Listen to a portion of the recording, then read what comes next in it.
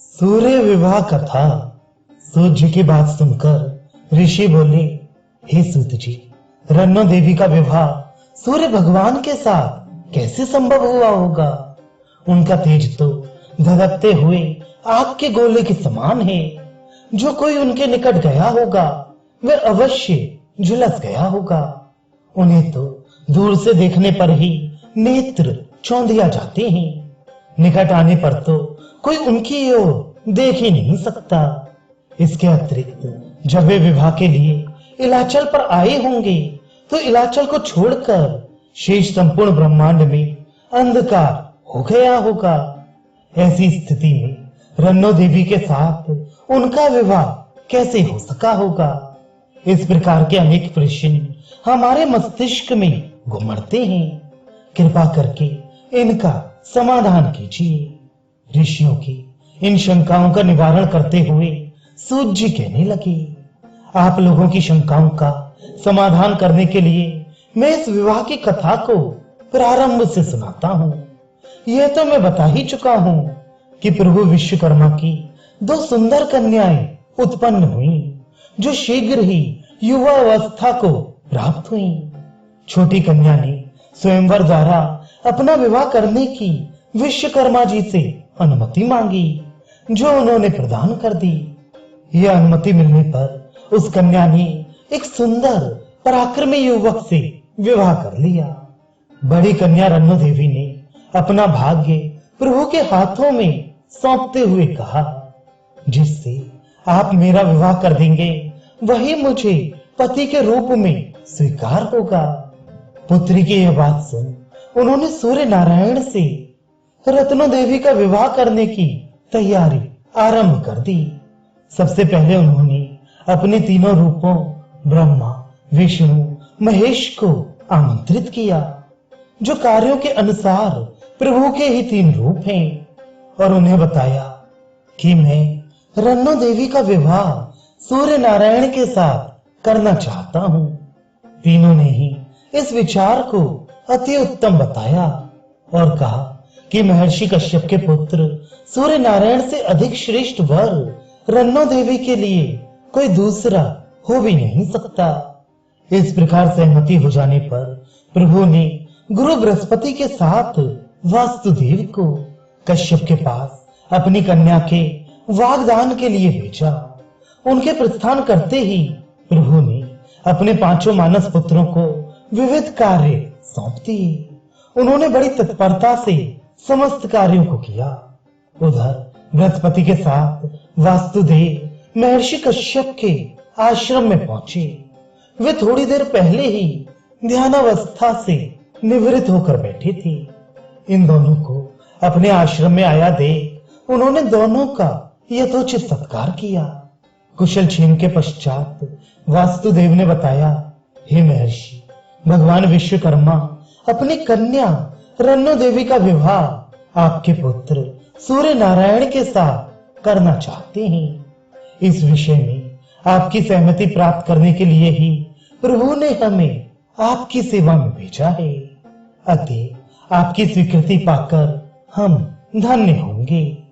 महर्षि की सहमति प्राप्त होने पर गुरु बृहस्पति ने शुभ मुहूर्त में वागदान की प्रथा का पालन किया। फिर देवगुरु बृहस्पति ने विवाह के लिए सर्वाधिक उपयुक्त लग्न मुहूर्त निकालकर कश्यप जी को उससे अवगत कराया। उनके प्रस्थान करने के पश्चात महर्षि भी अपने पुत्र के विवाह की तैयारियों में लग गए। इस विवाह में ब्रह्मांड के समस्त प्राणियों ने भाग लिया। कुछ कश्यप ऋषि की ओर से आमंत्रित थे, तो शेष प्रभु विश्वकर्मा की ओर से। प्रभु की कृपा एवं वासुदेव के कौशल से समस्त आगत जनों का उनकी स्थिति के अनुकूल स्वागत सत्कार किया गया। इन असंख्य प्राणियों को विवाह में भाग लेने के लिए आता देख प्रभु के पुत्रों को चिंता हुई कि इतने जीव इलाचल में कैसे समा सकेंगे। परंतु प्रभु की कृपा से आगत अस्थियों के अनुसार ही इलाचल का विस्तार भी बढ़ता गया। इलाचल के अंचल में संपूर्ण ब्रह्मांड समा गया, जिसमें देव, यक्ष, गंधर्व, किन्नर मनुष्य, नाग, पन्नग, सुपर्ण, अप्सरा, सिद्ध, चारण, ऋषि, मुनि, वैरागी, पशु, पक्षी, कीट, पतंग, पर्वत, नदी, सागर, वनस्पतियां, स्थावर जंगम आदि के लिए स्थान स्थान पर शिविर लगाई गई थी। सूर्य नारायण ने तेजस्वी युवक का रूप ग्रहण कर अत्यंत सुंदर आभूषण धारण किए। उनके तेजस्वी रूप में सम्मोहन एवं आकर्षण प्रमुख थे। ताप नाम मात्र को भी नहीं था। महर्षि कश्यप सूर्य नारायण को दूल्हा बनाकर बारातियों के साथ इलाचल पर पहुंचे। वहां वासुदेव सहित भगवान के 5 पुत्रों ने बारात का स्वागत किया। स्थान स्थान पर नाना प्रकार के मंगल वाद्य बजने लगे। विवाह के लिए जो मंडप बनाया गया था उसके चारों ओर केलों के असंख्य स्तंभ खड़े किए गए थे। उन पर अशोक के पत्तों से तोरण बनाए गए थे। चारों ओर स्वर्ण निर्मित पात्रों में घी के दीपक प्रज्वलित होकर संपूर्ण वातावरण को सुगंधित कर रही थी। मंडप की सजावट इतनी सुंदर, सुरुचिपूर्ण, मोहक एवं रत्न आदि से अलंकृत थी कि उसका वर्णन करना स्वयं सरस्वती के लिए भी सरल न था। आगंतुकों के लिए विभिन्न प्रकार के सुसज्जित आसनों का निर्माण किया गया था, जिनकी शोभा देखते ही बनती थी। वर वधू तथा महर्षि कश्यप एवं प्रभु के लिए जो आसन बनाया गया था उसके सौंदर्य का तो वर्णन ही नहीं किया जा सकता। कुछ आसन रत्नों के बने थे, तो कुछ मणियों के, कुछ हीरों के, तो कुछ सुंदर स्फटिक के। तात्पर्य यह है कि उन आसनों के प्रकार एवं सौंदर्य का वर्णन बड़े से बड़ा विद्वान भी नहीं कर सकता था।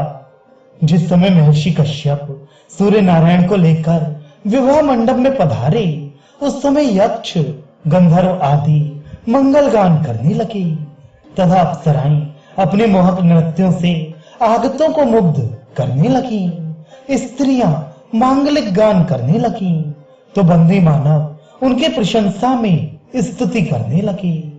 वेद पाठी विप्र वैदिक ऋचाओं का पाठ करने लगे। इसके पश्चात प्रभु विश्वकर्मा अपनी पत्नी रूपी प्रकृति को लेकर कन्यादान करने के लिए बैठे। सर्वप्रथम गणेश जी का आवाहन करके उनका पूजन किया गया। शुभ मुहूर्त में कन्या को मंडप में लाया गया। उसका संपूर्ण शरीर विभिन्न प्रकार के रत्न जटित आभूषणों तथा बहुमूल्य परिधानों से सुसज्जित था। जिस समय अपूर्व लावण्य रूपी रन्नो देवी को विवाह मंडप में लाया गया तो ऐसा प्रतीत हुआ कि मानो स्वयं सूर्य भगवान की दीप्ति ही शरीर धारण कर अपने पति का पाणी ग्रहण करने के लिए इस मंडप में अवतरित हुई हो। सबको ऐसा लगता था जैसे विश्वकर्मा ने स्वयं अपने हाथों से इस अभूतपूर्व जोड़ी का निर्माण किया हो। समस्त उपस्थित जनों के मुख से इस युगल जोड़ी के लिए स्वतः ही आशीर्वचन निकल पड़े। सभी देवी देवता, नर मुनि मन ही मन उनके मंगल का गान करने लगे। इसके पश्चात सप्तपदी आदि विवाह की समस्त विधियां वैदिक रीत से मंगल गीतों के बीच संपन्न हुई। सप्तपदी के पश्चात वर वधू ने गुरुजनों को प्रणाम कर उनसे आशीर्वाद प्राप्त किया। भगवान विश्वकर्मा ने ऋषि कश्यप, अतिथि तथा समस्त बारातियों को विविध प्रकार के उपहार देकर सम्मानित किया। आगत अतिथि विश्वकर्मा जी की जय जयकार करते हुए विदा हुए। महर्षि कश्यप ने भी अपने पुत्र तथा पुत्र वधू के साथ प्रभु विश्वकर्मा से विदा ली। जब सब अतिथि विदा हो गए तो प्रभु दोनों कन्याओं के विवाह से निवृत्त होकर अपने बंधु बांधवों एवं पुत्रों के साथ उचित आसन पर भोजन के लिए बैठे। इला देवी ने बड़े आदर के साथ उनके सम्मुख भोजन परोसा। जो ही प्रभु ने भोजन करने के लिए पहला ग्रास तोड़कर मुख में डालना चाहा, त्यों ही उनका हाथ रुक गया। उन्होंने अपने हाथ का ग्रास पुनः थाली में रख दिया और उठकर खड़े हो गए। ये दृश्य देखकर अन्य बंधु बांधव स्तब्ध रह गए। वे भी उठ खड़े हुए। उन्हें ऐसा प्रतीत हुआ कि किसी से कोई भयंकर भूल हो गई है अथवा कहीं कोई भारी अनर्थ हो गया है। उनके हृदय आशंका से धड़कने लगे।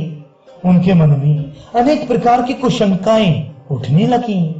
प्रभु तो कभी इस प्रकार अकस्मात भोजन नहीं छोड़ते। इस दुर्घटना का क्या कारण हो सकता है? उधर प्रभु भोजन छोड़कर समाधि में लीन हो गए। वासुदेव सहित उनके पांचों पुत्र उनके सम्मुख विनीत भाव से हाथ जोड़कर खड़े हो गए।